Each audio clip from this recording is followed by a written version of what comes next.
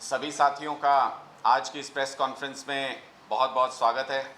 मेरे साथ आज की इस प्रेस कॉन्फ्रेंस में आदर्श पाल जी जो हमारे प्रदेश संगठन मंत्री हैं वो मेरे साथ मौजूद हैं और रंजीत उप्पल जी जो जिला अध्यक्ष हैं यहाँ से, वो मेरे साथ इस प्रेस कॉन्फ्रेंस में मौजूद हैं। जो बदलती हुई परिस्थितियाँ हैं, जो कुछ दिन पहले भारतीय जनता पार्टी 400 पार का नारा दे रही थी और एक नैरेटिव एस्टेब्लिश करने की कोशिश कर रही ਕੌਮੀ थी, ਘੱਟ ਗਿਣਤੀ वो ਕਮਿਸ਼ਨ ਦੇ परिस्थितियां ਚੇਅਰਮੈਨ पूरी ਸਰਦਾਰ तरह से ਇਕਬਾਲ ਸਿੰਘ पलट गई हैं ਲਾਲਪੁਰਾ ਤੇ ਰੋਪੜ और ਜ਼ਿਲ੍ਹੇ ਦੇ भारतीय ਪ੍ਰਧਾਨ जनता ਸਰਦਾਰ पार्टी को ਅਜੈਵੀਰ ਸਿੰਘ ਦੀ 40 के ਮੌਜੂਦਗੀ लिए ਵਿੱਚ भी ਰਾਜੇਸ਼ संघर्ष ਭਾਟੀਆ करना ਦੀ पड़ेगा। ਪ੍ਰਧਾਨਗੀ ਹੇਠ चीजें उस दिशा में ਪ੍ਰਮੁੱਖ जा रही हैं। ਸ਼ਖਸੀਅਤਾਂ ਭਾਜਪਾ ਵਿੱਚ हरियाणा ਸ਼ਾਮਲ में ਹੋਈਆਂ। भारतीय जनता ਮੋਰਿੰਡਾ पार्टी ਮੰਡਲ अपने 10 ਭਾਜਪਾ ਦੇ उम्मीदवारों ਪ੍ਰਧਾਨ की ਰਾਜੇਸ਼ ਭਾਟੀਆ घोषणा ਦੀ कर ਅਗਵਾਈ चुकी है ਵਿੱਚ ਕਈ लोकसभा ਪ੍ਰਮੁੱਖ चुनाव के लिए। ਸ਼ਖਸੀਅਤਾਂ ਨੇ ਆਮ ਆਦਮੀ ਪਾਰਟੀ, लेकिन अजीब ਅਕਾਲੀ बात ਦਲ, है ਕਾਂਗਰਸ ਨੂੰ कि उनके ਅਲਵਿਦਾ ਕਹਿ ਕੇ उम्मीदवार ਨਰਿੰਦਰ ਮੋਦੀ कहीं ਜੀ पर ਦੀ भी कैंपेन ਨੀਅਤ करते ਨੂੰ हुए नजर ਪ੍ਰਭਾਵਿਤ नहीं आ ਹੋ रहे हैं। ਕੇ ਭਾਰਤੀ कई ਜਨਤਾ सारे ਪਾਰਟੀ उम्मीदवार ਮੋਰਿੰਡਾ ਮੰਡਲ ਵਿੱਚ अभी तक ਸ਼ਮੂਲੀਅਤ कैंपेन ਕੀਤੀ। स्टार्ट नहीं कर पाए हैं अपना, 6 ਵਾਰ ਦਾ और ਸਰਪੰਚੀ जिन्होंने भी ਵਿੱਚ कोशिश ਅਵਾਰਡ की ਜਿੱਤਣ ਵਾਲੇ ਅਕਾਲੀ ਦਲ उनके ਦੇ कुछ ਸਰਕਲ डिटेल्स मैं ਪ੍ਰਧਾਨ आपके साथ साझा कर रहा हूं। ਪਿੰਡ ਟੰਗਰਾਲੀ सिरसा ਦੇ से ਸਰਪੰਚ ਗੁਰਪ੍ਰੀਤ ਸਿੰਘ अशोक ਬਾਠ तंवर जी ने अपने ਅਕਾਲੀ ਦਲ ਦਾ ਪੱਲਾ पॉलिटिकल ਛੱਡ ਕੇ कैंपेन की ਭਾਰਤੀ शुरुआत ਜਨਤਾ की, ਪਾਰਟੀ ਵਿੱਚ जनसभाएं ਸ਼ਾਮਲ ਹੋਏ। करने की ਉਹਨਾਂ ਤੋਂ शुरुआत ਪਹਿਲਾਂ की। ਰਮਨ तो ਮੱਟੂ फतेहाबाद ਸੈਂਟਰ के गांव ਵਾਲਮੀਕ ਸਭਾ करनौली, ਇੰਡੀਆ ਦੇ ਜ਼ਿਲ੍ਹਾ ਪ੍ਰਧਾਨ ਤੇ कहली ਹੋਰ सदर, ਕਈ ਪਿੰਡਾਂ ਸ਼ਹਿਰਾਂ ਦੇ हुक्मावाली, ਨੌਜਵਾਨਾਂ ਨੇ ਵੀ ਭਾਰਤੀ अलीका, ਜਨਤਾ ਪਾਰਟੀ ਵਿੱਚ कारियां ਸ਼ਮੂਲੀਅਤ और ਕੀਤੀ ਹੈ। हड़ौली ਪੰਜਾਬ समेत ਨਿਊਜ਼ 7 ਰਿਪੋर्ट दर्जन सोनी भर गांव सागी। ऐसे हैं जहां पर उनको जबरदस्त विरोध का सामना करना पड़ा, जहां गांव के लोगों ने सवाल पूछे जिनके सामने भारतीय जनता पार्टी के उम्मीदवार टिक नहीं पाए और उनको वहां से लौटना पड़ा बिना प्रचार किए हुए। इसके अलावा किसानों ने टोहाना विधानसभा क्षेत्र में खनौरा, अमीन, फतेहपुरी, ये कई गांव ऐसे थे जहां पर तय कार्यक्रम में भी किसानों के विरोध के बाद अशोक तंवर जी को कार्यक्रम रद्द करने पड़े और भारतीय जनता पार्टी के उम्मीदवार अपना प्रचार नहीं कर पाए। रतिया विधानसभा के भी कई गांव में विरोध का सामना उनको करना पड़ा। हिसार लोकसभा से रणजीत सिंह चौटाला जी को तुरंत फुरत में उम्मीदवार घोषित किया गया क्योंकि भारतीय जनता पार्टी के पास शायद अपना कोई उम्मीदवार नहीं बचा था। 85,000 वोट लेकर के पहले ही जमानत जब्त करा चुके रणजीत सिंह चौटाला जी को मौका दिया भारतीय जनता पार्टी ने और उन्होंने भी अपना चुनाव प्रचार शुरू करते ही ब्राह्मण समाज के खिलाफ जिस तरीके का बयान दिया, उसके चलते अब उनका घर से निकलना मुश्किल हो रहा है। वो भी अपना चुनाव प्रचार शुरू नहीं कर पा रहे हैं, पिक नहीं कर पा रहे हैं। सोनीपत में बीजेपी के उम्मीदवार मोहन लाल बड़ोली जी कल जींद में नंदगांव में मौजूद थे। वहां पर उनको ग्रामीणों के ज़बरदस्त विरोध का सामना करना पड़ा।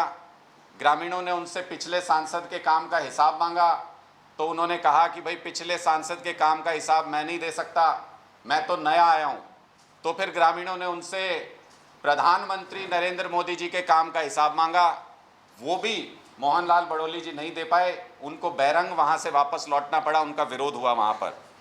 कुरुक्षेत्र लोकसभा से बीजेपी के उम्मीदवार जिनके कोयले के दाग बीजेपी वॉशिंग पाउडर में धो करके भारतीय जनता पार्टी तुरंत फुरत में उनको उम्मीदवार बना के लाई थी, इस उम्मीद में कि बड़े उद्योगपति हैं, इस उम्मीद में कि पहले कई बार कुरुक्षेत्र से चुनाव लड़ चुके हैं, शायद कुछ हालात बन जाए भारतीय जनता पार्टी के लिए कुरुक्षेत्र लोकसभा से, जहां से वो पुराने सांसद नायब सैनी जी को एस्केप रूट दे करके मुख्यमंत्री बना के वहां से बाइज्जत निकाल करके ले गए हैं। वरना बहुत अपमान होता कि प्रदेश अध्यक्ष अपनी खुद की सांसद की सीट हार जाते। उन नवीन जिंदल जी को भी कलायत के अंदर जब वो पार्टी कार्यकर्ताओं के कार्यक्रम में पहुंचे तो भारतीय जनता पार्टी के कार्यकर्ताओं के ही ज़बरदस्त विरोध का सामना करना पड़ा और वो भी अपना कैंपेन, गांव में प्रचार अभियान शुरू नहीं कर पा रहे हैं। उनका भी किसी तरीके से अभियान का मोमेंटम नहीं बन पा रहा है। फरीदाबाद लोकसभा क्षेत्र में कृष्णपाल गुर्जर जी के ऊपर वायदा खिलाफी का आरोप लगाते हुए मोहाना गांव के ग्रामीणों ने उनका ज़बरदस्त विरोध किया कुछ दिन पहले ही। तो इस तरीके से हम हरियाणा में जिस तरफ भी देखते हैं वहां हमें नज़र आता है कि जिन भी उम्मीदवारों ने भारतीय जनता पार्टी के चुनाव प्रचार की शुरुआत करने की कोशिश की, उनको ज़बरदस्त विरोध का सामना करना पड़ रहा है। मोदी की गारंटी नाम के पोस्टर जहां भी जा रहे हैं ग्रामीण उनको फाड़ रहे हैं। जगह जगह गांव में पोस्टर लगाए गए हैं कि यहाँ पर भारतीय जनता पार्टी के किसी भी नेता की एंट्री बैन है, यहाँ पे प्रचार नहीं करने दिया जाएगा आपको। ऐसी स्थिति हरियाणा के अंदर बन रही है और बाकी इनके जो 5 उम्मीदवार हैं वो अभी तक चुनाव प्रचार में नज़र ही नहीं आए हैं, अनाउंसमेंट होने के एक सप्ताह से ज़्यादा समय के बाद भी। इससे पता चलता है कि हरियाणा में हालात इस वक्त इंडिया गठबंधन के फेवर में 10-0 की तरफ बढ़ रहे हैं, जो हम काफ़ी दिनों से कह रहे थे। और लगभग यही हालात चाहे आप राजस्थान में देख लीजिए, चाहे आप गुजरात में देख लीजिए जहां पे इनके 2 कैंडिडेट टिकट छोड़ के भाग गए, चाहे आप जम्मू कश्मीर में देख लीजिए या आप दिल्ली के अंदर देख लीजिए, भारतीय जनता पार्टी जिस नॉर्थ इंडिया से ज़बरदस्त मैंडेट लेकर के पिछली 2 बार से चुनाव जीतती रही है, वहाँ पर इस बार इनका ज़बरदस्त विरोध हो रहा है। इसलिए हम ये कह रहे थे कि 400 पार का नारा बुलंद करने वाली भारतीय जनता पार्टी को इस वक्त 40 पार के लाले पड़े हुए हैं। ये बहुत विकट स्थिति में फंस गए हैं। भारतीय जनता पार्टी के सारे कार्ड इन दिनों उल्टे पड़ रहे हैं। इन्होंने अरविंद केजरीवाल जी को जेल के अंदर डाला, इनको अब समझ नहीं आ रहा है कि अंदर रखें या बाहर निकालें, ना उगलते बन रहा है ना निगलते बन रहा है। संजय सिंह जी को जमानत मिल गई, जिनको ये लोकसभा के चुनाव के दौरान जेल के अंदर ही रखना चाहते थे। संजय सिंह जी को जमानत मिलना आम आदमी पार्टी के प्रत्येक कार्यकर्ता के लिए बेहद भावुक पल भी था और एक ऊर्जा से भरा हुआ क्षण भी था। पार्टी पूरी ताकत के साथ दोबारा से मैदान में है, संघर्ष के लिए तैयार है और इंडिया गठबंधन को भी ज़बरदस्त ऊर्जा संजय सिंह जी के ज़मानत पर बाहर आने से मिली है, जिसकी वजह से भारतीय जनता पार्टी के सारे इक्वेशन, सारी गणनाएं फेल हो गई हैं। भारतीय जनता पार्टी को समझ नहीं आ रहा है कि चुनाव प्रचार करें तो करें कैसे। ऐसी स्थिति में हम ये स्पष्ट करना चाहते हैं कि भारतीय जनता पार्टी साम दाम दंड भेद अपना कोई भी तरीका इस्तेमाल कर ले, इस लोकसभा चुनाव में सीधे नरेंद्र मोदी जी का, पहले ये मनगढ़ंत कहानियां बनाते थे भाई खट्टर का विरोध है और मोदी जी से कोई परहेज नहीं, लोगों को ऐसे ऐसे स्लोगन्स लाया करते थे। अब इन्होंने खट्टर साहब को हटा के देख लिया, अब की बार सीधा विरोध मोदी जी की देश विरोधी नीतियों का है। मोदी जी ने जो पिछले 10 साल में देश को बर्बादी के कगार पर पहुंचा दिया, बेरोजगारी को चरम पर पहुंचा दिया, इलेक्टोरल बॉन्ड का जो पूरा कच्चा चिट्ठा निकल के आया है उसमें पता चला कि दूसरों पर आरोप लगाते रहे कि इन्होंने शराब घोटाला किया, इन्होंने शराब घोटाला किया, और शराब घोटाले के मुख्य अभियुक्त से खुद ही भारतीय जनता पार्टी ने 60 करोड़ रुपए की रिश्वत ले ली और उसको जेल से बाहर निकलवा दिया। इस तरह के तमाम तथ्य अब पूरे देश के सामने हैं और पूरे देश में खासकर नॉर्थ इंडिया में ज़बरदस्त विरोध मोदी जी की नीतियों का हो रहा है। इस बार भारतीय जनता पार्टी को हरियाणा से 10-0 से हरा करके भेजेंगे, ऐसा हमारा प्रण है, हमारा संकल्प है और हरियाणा के लोग इसमें पूरी तरह से सार्थक तौर पर इंडिया गठबंधन के हर उम्मीदवार की मदद भी करेंगे। आपके कोई प्रश्न है तो आप पूछ सकते हैं। ये आम आदमी पार्टी या कांग्रेस के कैंडिडेट्स हैं, उनकी जीत पे या उनके प्रचार पे तो खुश होना अच्छा लगता है। ये जो बीजेपी के लोगों का विरोध हो रहा है, इस पे आम आदमी पार्टी खुश क्यों हो रही है?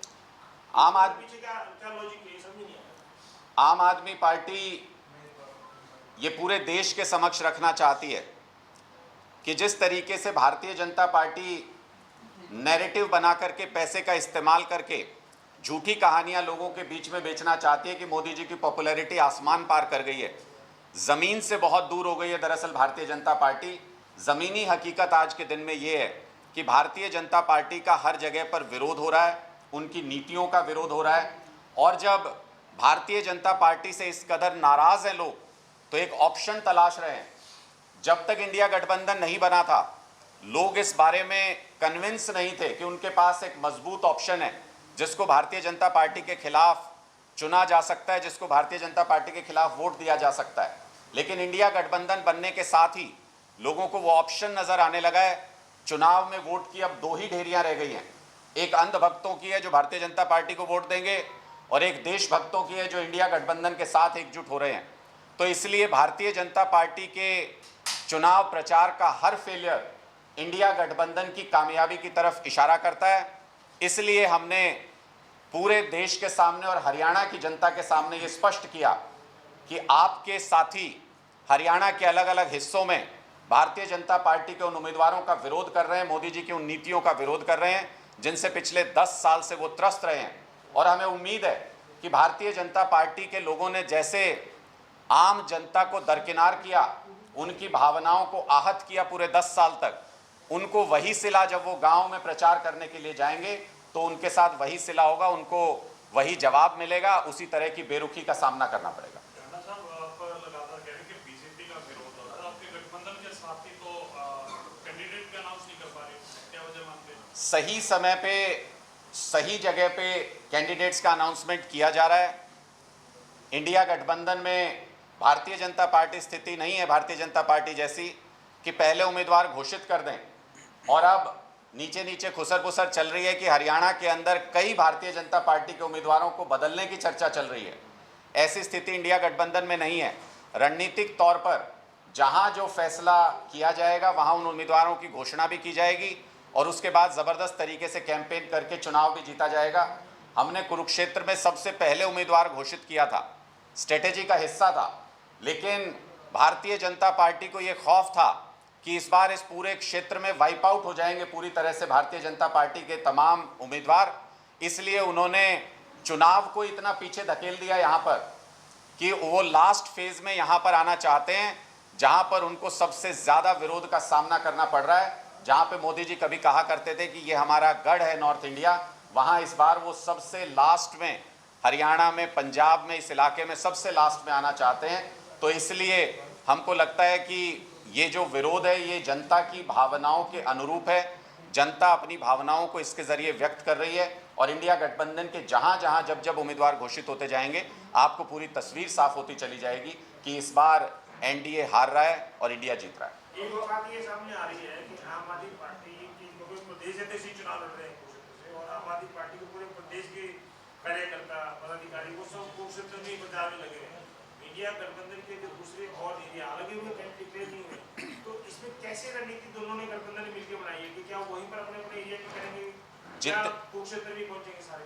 जिस जगह पर भी इंडिया गठबंधन के उम्मीदवार घोषित होते जाएंगे, हमने एक कार्यकर्ता सम्मेलन रोहतक में किया है हाल फिलहाल में दीपेंद्र हुड्डा जी के समर्थन में, लेकिन चूंकि आधिकारिक घोषणा अभी तक उम्मीदवारों की नहीं हुई है इसलिए अभी तक वहां पर कार्यकर्ता सम्मेलन नहीं किए गए हैं। जहां जहां इंडिया गठबंधन के उम्मीदवारों की घोषणा होती जाएगी वहां वहां साझा कार्यकर्ता सम्मेलन करके सभी कार्यकर्ता पूरी ताकत लगाएंगे कि भारतीय जनता पार्टी को इस पूरे इलाके से उखाड़ फेंका जाए और जो जन विरोधी नीतियां भारतीय जनता पार्टी 10 साल तक अपनाती रही है उसके खिलाफ एकजुट होकर के ये लड़ाई लड़ी जाए। हमने आपको अपना टारगेट बताया, इस बार हरियाणा से 10-0 से बोरिया बिस्तरा समेट के भेजेंगे भारतीय जनता पार्टी को। इस लक्ष्य को लेकर के पूरी ईमानदारी से, पूरी ताकत से इंडिया गठबंधन के सभी सहयोगी काम कर रहे हैं। अनुराग जी, से आपके गठबंधन के जो साथी हैं रणदीप सुरजेवाला, उनका जो बयान आपने भी सुना है, इस तरह से देखते हैं आप उस बयान को? मुझे लगता है कि उसके बारे में उन्होंने अपना स्पष्टीकरण स्वयं दे दिया है कि उसके साथ कोई काट-छांट की गई है और पूरा डिटेल्ड वर्जन भी उसका उन्होंने शेयर किया है। मुझे लगता है वो उनका पर्सनल बयान है और इस पे उनका जो जवाब है उसी को कंसिडर किया जाना चाहिए। अनुराग जी, संजय जी की रात में स्पीच सुन रहा था मैं, हालांकि वो उदाहरण के तौर पर ये बात बोल रहे थे कि मान लो मोहाली में प्रधानमंत्री के खिलाफ कोई केस दर्ज कर दिया जाए, वहाँ से 2 दरोगा आ जाए और पूछे कि नरेंद्र मोदी जी कहाँ हैं, एक पश्चिम बंगाल में दर्ज हो जाए, एक तेलंगाना में दर्ज हो जाए, एग्जाम्पल दे रहे थे। क्या आम आदमी पार्टी रणनीतिक तौर पर इसको लेने वाली भविष्य? देखिए, निश्चित तौर पे ये एक महत्वपूर्ण सवाल है। जब ये कहा जाता है कि अरविंद केजरीवाल जी मुख्यमंत्री हैं तो उनको खास तवज्जो क्यों दी जानी चाहिए या कोई खास छूट क्यों दी जानी चाहिए, तो कानून के सामने तो सब बराबर है। इसलिए हमने कहा कि अगर बिना सबूत, बिना किसी प्रूफ के चीफ मिनिस्टर को गिरफ्तार किया जा सकता है तो ऐसा आप एक नैरेटिव सेट कर रहे हैं कि भविष्य में जहां आपकी सरकारें नहीं है वहां आपके खिलाफ केस दर्ज कर दे कोई, और कल को कोई प्रधानमंत्री से पूछताछ करने के लिए पहुंच जाए तो कोई विशेष अधिकार तो प्रधानमंत्री को भी संविधान के अंदर नहीं मिला है। ये एक स्थिति समझाने के लिए, ताकि भारतीय जनता पार्टी के अंध भक्तों की आंखें थोड़ी सी खुलें, उनको समझ में आए कि संविधान और कानून सबके लिए बराबर है और जनता के हाथ में लोकतंत्र में सारी चाबी होती है। वो जिस दिन चाहेंगे पलड़ा दूसरी तरफ झुका देंगे और उस दिन आपको इस बात के लिए तैयार रहना होगा कि आपके कितने मुख्यमंत्री, आपके प्रधानमंत्री, आपके गृह मंत्री क्या पूछताछ के लिए तैयार हैं, क्या कानूनी प्रक्रिया का सामना करने के लिए तैयार हैं। क्योंकि ये तो पूरे देश के सामने स्पष्ट हो गया है कि अगर किसी ने भ्रष्टाचार किया है तो भारतीय जनता पार्टी उसमें नंबर 1 पर है सबसे ज़्यादा भ्रष्टाचारी आज के दिन में किसी पार्टी में हैं तो भारतीय जनता पार्टी में हैं। अब तो लोग ये कहने लगे हैं कि बीजेपी की फुल फॉर्म बदल के भ्रष्टाचारी जोड़ो पार्टी कर देनी चाहिए, क्योंकि पूरे देश से पूर्व से लेकर पश्चिम तक और उत्तर से लेकर दक्षिण तक जिस भी व्यक्ति का नाम भ्रष्टाचार में आया उन सभी को मोदी जी ने कहा किसी भ्रष्टाचारी को छोड़ूंगा नहीं, किसी भ्रष्टाचारी को छोड़ूंगा नहीं, सबको पकड़ के भारतीय जनता पार्टी में ले आऊंगा। इस प्रकार का रवैया जो भारतीय जनता पार्टी ने अपनाया, तो कानून का सबसे ज्यादा डर उनके मन में होना चाहिए। आपके जो कुरुक्षेत्र से इंडिया महागठबंधन के जो श्री गुप्ता जी हैं, उनके खिलाफ आईएनएलडी के अभय सिंह चौटाला के पहले बार उन्होंने चुनाव लड़ा, जिला में उनके बेटे ने लड़ा चुनाव। मतलब जो हर कोई पार्टी जीत के लिए दावा करती है, बीजेपी भी करती है, आप भी कर रहे हो, आईएनएलडी भी करते हैं, तो जेजेपी और आईएनएलडी की पूरे प्रदेश में, खाली कुरुक्षेत्र की पूरे प्रदेश में क्या स्थिति एज आम आदमी पार्टी के सीनियर वाइस प्रेसिडेंट के नाते क्या देखें? मुझे नहीं लगता है कि आज के दिन में हरियाणा की राजनीति में जेजेपी और आईएनएलडी की कोई प्रासंगिकता रह गई है। ये पास्ट की राजनीति हो गई है इन लोगों की। और कई लोगों ने शुरू में ये कहा कि ये ताऊ के लाल आ गए हैं जी चुनाव लड़ने कुरुक्षेत्र में, तो मैंने उनको स्पष्ट तौर पे ये बताया कि ये ताऊ के लाल नहीं हैं, ये भारतीय जनता पार्टी के दलाल हैं, जो उनके इशारे पर इंडिया गठबंधन के वोट काटने के लिए अपने उम्मीदवार चुनाव मैदान में उतार रहे हैं। जो राज्यसभा चुनाव में बीजेपी की मदद करे, जो विश्वास मत के समय भारतीय जनता पार्टी के साथ खड़ा हो, एब्सटेन कर जाए वोटिंग से, उनकी मदद करे इनडायरेक्ट तरीके से, और जो हमेशा से भारतीय जनता पार्टी के साथ रिश्ते में रहे हों, ऐसे लोगों के ऊपर विश्वास करना हरियाणा के लोगों के लिए मुमकिन नहीं है। और कल मैंने एक शब्द भी सुने, अभय चौटाला जी ने कहीं पर कहा कि मरने देना केजरीवाल को। तो जो हरियाणा के बेटे के मरने की दुआ करते हो, ऐसे लोगों की जमानत जब्त करा के हरियाणा के लोग इस बार भेजेंगे। हम भी देखते हैं कि कुरुक्षेत्र में वो भी वोट मांगने के लिए पहुंचे हैं। 20,000 वोट का आंकड़ा अगर वो पार करेंगे तो हम समझेंगे कि उन्होंने वाकई में चुनाव लड़ा है। 20,000 वोट के नीचे अभय चौटाला जी को रख के इस बार जनता उनको ये बताएगी कि उनके अहंकार का किस तरीके से हरियाणा के लोग जवाब देते हैं।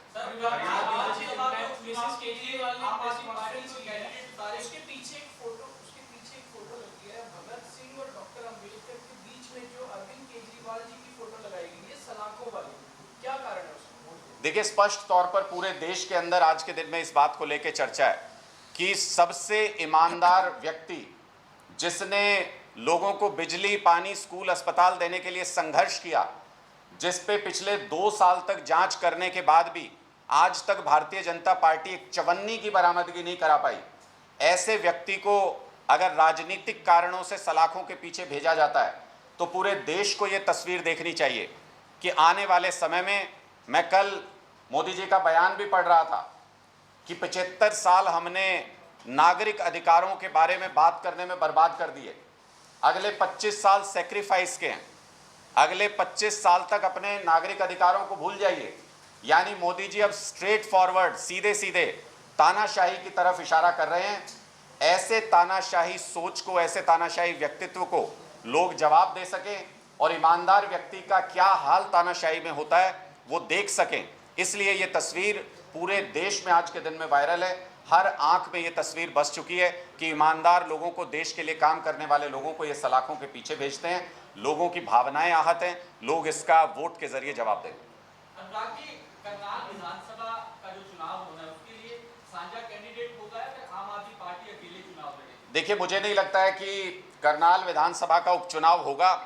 हालांकि हाईकोर्ट ने एक रिट पिटीशन को खारिज किया है और चुनाव आयोग ने वहां पर यह दलील रखी कि मुंबई हाईकोर्ट ने जो फैसला दिया उसको चुनौती सुप्रीम कोर्ट में देने वाले हैं चुनाव आयोग, इसलिए हरियाणा हाईकोर्ट ने उस रिट को कंसीडर नहीं किया।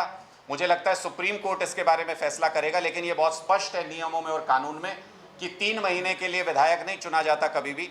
1 साल से कम समय अगर बचाओ किसी भी विधानसभा या लोकसभा का तो उस सदस्य का फैसला नहीं होता। मैं तो भारतीय जनता पार्टी से ये पूछना चाहता हूँ कि अम्बाला उपचुनाव के वक्त आपके माथे पे पसीना आ रहा था, आप वो चुनाव नहीं कराना चाहते थे, आपने नहीं कराया, लेकिन विधानसभा में सिर्फ 3 महीने के लिए विधायक बनाना चाहते हैं, क्योंकि आपको पता है कि अगर आप विधायक नहीं बना पाए तो आपको नायब सैनी जी को, जो आनन फानन में बिना सोचे समझे आपने मुख्यमंत्री बनाया है, वो मुख्यमंत्री सितंबर के बाद नहीं रह पाएंगे, आपको चुनाव जल्दी अनाउंस कराना पड़ेगा। इसलिए भारतीय जनता पार्टी चुनाव आयोग का इस्तेमाल करके यहाँ पर उपचुनाव कराना चाहती है, लेकिन कानून सबके लिए बराबर है। हमें पूरी उम्मीद है कि सुप्रीम कोर्ट से इस चुनाव को खारिज किया जाएगा। दिल्ली में आप लोगों की रैली हुई थी, उसको लेकर बीजेपी नेता कह रहे हैं कि ये जो लोकतंत्र बचाओ या प्रजातंत्र बचाओ की बात कर रहे हैं, सारे भ्रष्टाचारी हैं, इकट्ठे होकर भ्रष्टाचार करने का इजाजत मांग रहे हैं। देखिए, जिनके घर शीशे के होते हैं उन्हें दूसरों पे पत्थर नहीं फेंकना चाहिए। भारतीय जनता पार्टी को एक लिस्ट बना लेनी चाहिए कि उनके यहाँ कितने भ्रष्टाचारी हैं, और जब उस लिस्ट को वो पढ़ने लगेंगे तो मुझे लगता है चुनाव की वोटिंग तब तक हो चुकी होगी। इतनी लंबी वो फहरिस्त बन चुकी है। इसलिए जो अजीत पवार जी को चक्की पीसिंग का ज्ञान देते थे और बाद में गले लगा लिया, जो हेमंता विश्व शर्मा जी की बुकलेट निकालते थे बाद में मुख्यमंत्री बना दिया, जो नवीन जिंदल जी को सबसे बड़ा लुटेरा और चोर कहते थे, कोयला चोर कहते थे, उसको भारतीय जनता पार्टी में शामिल करा के अपना उम्मीदवार बना दिया, वो कम से कम ज्ञान देना बंद करें। भ्रष्टाचार के ऊपर जब भारतीय जनता पार्टी बोलती है तो लगता है कि वो खुद का बखान कर रहे हैं, बता रहे हैं कि हम कितने बड़े भ्रष्टाचारी हैं। तो इसलिए भारतीय जनता पार्टी और भ्रष्टाचार एक साथ नहीं जाते। ये दोनों शब्द, भारतीय जनता पार्टी की फुल फॉर्म मैंने आपको बताया, लोगों के जहन में भ्रष्टाचारी जोड़ो पार्टी के रूप में एस्टेब्लिश हो चुकी लेकिन है। आपने एक और दूसरे और नेता विपक्ष को बोल रहे हैं तो वॉशिंग मशीन में धुल के वो तो कहाँ भ्रष्टाचार करेंगे? हाँ, वो भारतीय जनता पार्टी की वॉशिंग मशीन में जब कपड़े धुलते हैं कहाँ भ्रष्टाचार तो मैं वही बता रहा हूँ, जब वॉशिंग मशीन में कपड़े धुलते हैं तो हमारा ध्यान इस तरफ तो जाता है कि कपड़े सफ़ेद हो गए हैं, साफ़ हो गए हैं, लेकिन इस तरफ नहीं जाता कि उसमें से जो गंद निकलता है वो कहाँ पर जा रहा है। वो वॉशिंग मशीन में या तो जमा हो जाता है या उसकी पाइप से निकल के जाता है। वो गंद पूरे देश में भारतीय जनता पार्टी फैला रही है अपने चंद लोगों को साफ सुथरा करने के लिए। वॉशिंग मशीन की इस पूरी प्रक्रिया को देश समझ चुका है। देश के लोग जवाब देंगे। इन भ्रष्टाचारी नेताओं की कीमत पर देश के नागरिकों की मूलभूत सुविधाओं को खत्म नहीं किया जा सकता। इसलिए लोग अब अपने लिए संघर्ष कर रहे हैं, अपनी लड़ाई खुद लड़ रहे हैं। एक और मैं आधिकारिक सूचना आपके साथ साझा कर दूं, 7 अप्रैल का हमारा पूरे देश में अरविंद केजरीवाल जी की गिरफ्तारी के खिलाफ आम आदमी पार्टी का उपवास रखने का कार्यक्रम है। हरियाणा में भी कुरुक्षेत्र के अंदर ब्रह्म सरोवर के निकट आम आदमी पार्टी के सभी कार्यकर्ता 1 दिन का सांकेतिक उपवास रखेंगे और अरविंद केजरीवाल जी की तानाशाहीपूर्ण रवैये से जिस तरह से गिरफ्तारी की गई है उसका विरोध करेंगे। आप कोई प्रश्न पूछो। जी, मैं कहना चाह रही थी कि अभी लोकसभा चुनाव में आपका गठबंधन चल रहा है, विधानसभा चुनाव अभी हम आपको इंडिविजुअल लेकर चल रहे हैं। आने वाले टाइम में कोई आपकी पार्टी की विचारधारा से प्रभावित होकर पार्टी ज्वाइन करता है तो क्या उसे हम भूला हुआ मानेंगे? देखिए, हम बहुत स्पष्ट तौर पे आम आदमी पार्टी के बारे में आप इसमें निश्चिंत रह सकते हैं कि आम आदमी पार्टी का बहुत हार्ड स्क्रूटनी प्रोसेस है। कोई भी व्यक्ति जब आम आदमी पार्टी को ज्वाइन करता है, हम पूरी तस्दीक करते हैं कि किसी भी इस तरीके की एक्टिविटी में वो शामिल ना हो, भ्रष्टाचार में शामिल ना हो, जिसके लिए कल को आम आदमी पार्टी को नीचा देखना पड़े। इसलिए इस बात के लिए निश्चिंत रहिए कि आम आदमी पार्टी में जो भी लोग जुड़ेंगे वो देश की भलाई के लिए, वो मजबूती के साथ ईमानदारी की लड़ाई को आगे बढ़ाने के लिए जुड़ेंगे। उनमें कोई ऐसी शख्सियत शामिल नहीं होंगे जिनके ऊपर इस तरीके के भ्रष्टाचार के बड़े कोई इस तरीके के आरोप लगे हुए हों, जिनके ऊपर किसी जांच में कुछ साबित हुआ हो। ऐसा कोई व्यक्ति आम आदमी पार्टी में शामिल नहीं होगा। हरियाणा के मंत्री कह रहे हैं कि आप अरविंद केजरीवाल को नैतिकता के आधार पर हमें इस्तीफा दे देना चाहिए, वो जेल में चले गए। ये कौन से मंत्री हैं जी? जैसे एक तो मैंने सुना था कि पूर्व शिक्षा मंत्री ऐसा कह रहे थे, अगर मैंने ठीक सुना तो। वर्तमान कृषि मंत्री। हाँ, मैं यही बताना चाहता हूँ कि पहले तो नैतिकता के आधार पर उनको नया मंत्रालय स्वीकार नहीं करना चाहिए था। बताइए, कंवरपाल गुर्जर जी तो नहीं, उन्होंने कहा तो वो बयान उन्होंने ही दिया था। कंवरपाल गुर्जर जी को मैं ये कहना चाहता हूँ कि दूसरों को नसीहत देने से पहले उनको अपनी नैतिकता दिखानी चाहिए। उनको नया मंत्रालय स्वीकार नहीं करना चाहिए था। उनको शायद समझ नहीं आया कि वो विधानसभा में एक आंकड़ा पढ़ नहीं पाए थे। वो जिस तरीके से एक छोटी सी बच्ची के सवाल का जवाब नहीं दे पाए थे वोकेशनल एजुकेशन से संबंधित। इसलिए भारतीय जनता पार्टी ने ये माना है कि शिक्षा से आपका कोई लेना देना नहीं, इसलिए शिक्षा मंत्री पद से आपको हटा के फेंक दिया गया। अगर थोड़ी भी नैतिकता होती तो नया मंत्रालय स्वीकार नहीं करते। लेकिन कहते हैं कि गैरत उनमें होती है जिनके अंदर कोई हिम्मत होती है मुकाबला करने की, या जिन्होंने कुछ लोगों का प्यार हासिल किया हो अपने दम पर। ये बेगैरत लोग हैं, हाथ जोड़ के जो मिलता है उसको स्वीकार कर लेते हैं। मैं इतना भर कहना चाहता हूँ।